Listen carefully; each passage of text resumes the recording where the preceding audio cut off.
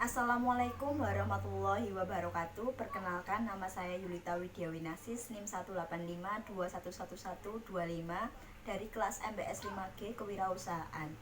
Pada video kali ini saya akan menyampaikan tema 5, yakni materinya struktur organisasi syariah. Sebelum memasuki pembahasan utama tentang struktur organisasi syariah, terlebih dahulu kita harus memahami apa itu organisasi. Nah, apa sih itu organisasi? M. Karbet Wijaya Kusuma dan M. Ismail Yusanto menguraikan pengertian organisasi sebagai berikut. Istilah pengorganisasian berasal dari kata organisme atau organisme, yang merupakan sebuah entitas dengan bagian-bagian yang terintegrasi sedemikian rupa sehingga hubungan mereka satu sama lain dipengaruhi oleh hubungan mereka terhadap keseluruhan. Pendapat lain mengatakan organisasi merupakan sejumlah orang yang bekerja sama dalam mencapai tujuan bersama. Hakikatnya, organisasi merupakan interaksi-interaksi orang dalam sebuah wadah untuk mencapai sebuah tujuan. Namun, dalam Islam, organisasi dipandang dengan sisi yang berbeda, di mana organisasi merupakan suatu kebutuhan dan sangat penting. Organisasi tidak hanya diartikan semata-mata sebagai wadah, perkumpulan dari beberapa orang dengan cita-cita atau tujuan yang sama.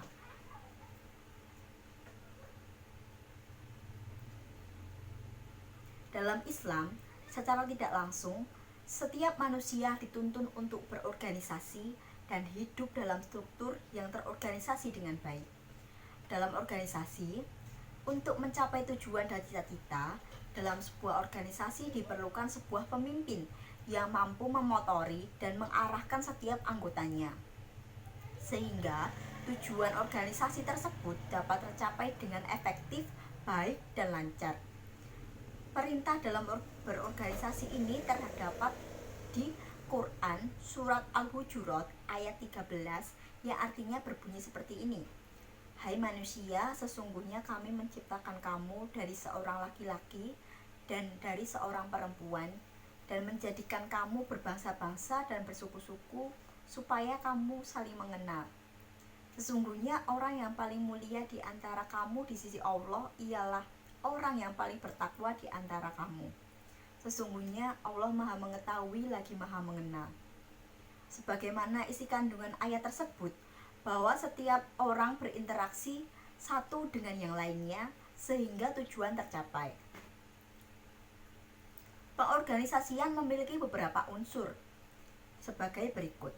Prinsip perorganisasian, pembagian kerja, tanggung jawab, koordinasi, struktur organisasi, dan pensikapan organisasi.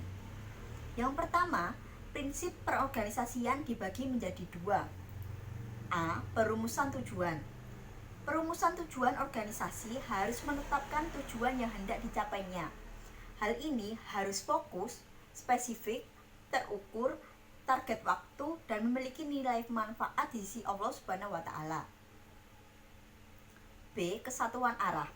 Rasulullah Shallallahu Alaihi Wasallam pernah mengatakan bahwa sesungguhnya pimpinan adalah laksana perisai, tempat orang-orang berperang di belakangnya dan berlindung kepadanya. Hadis riwayat Muslim. Kemudian yang kedua ada pembagian kerja.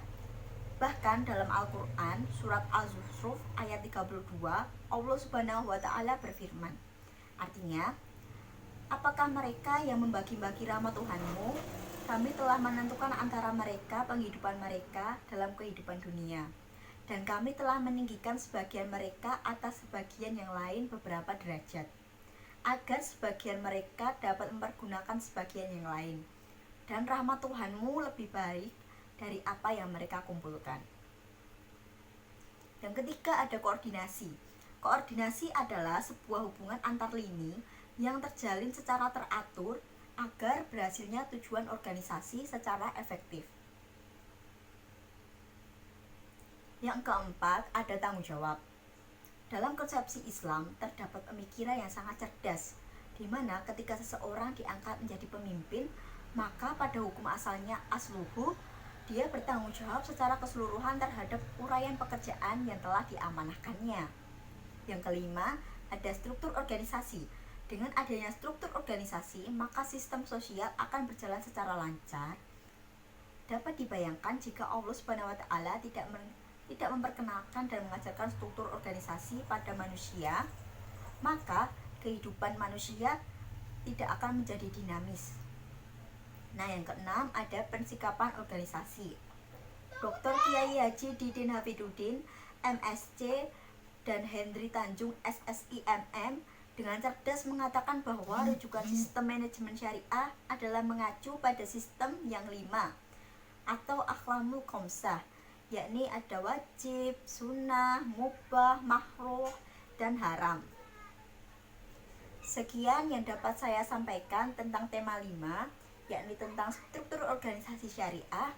Apabila ada kesalahan dalam pengucapan mohon dimaafkan. Wabillahi taufiq wal hidayah. Wassalamualaikum warahmatullahi wabarakatuh.